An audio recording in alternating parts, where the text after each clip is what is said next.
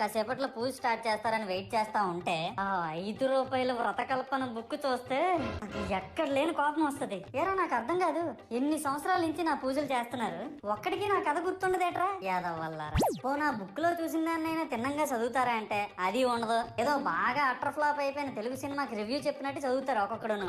ఇంకా తర్వాత 9 రాత్రుల పాటు నాకు ఎన్ని సినిమాలు చూపించాలో అన్ని సినిమాలు చూపిస్తారా.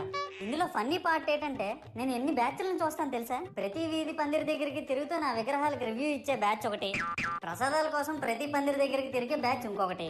ఇంకా దరిద్రం ఏంటంటే నాకు కొట్టిన కొబ్బరికాయలు ఏమైనా మిగిలిపోయేమో వాటిని తీసుకెళ్లి పచ్చడి చేసుకుందాం అనే బ్యాచ్ ఒకటి.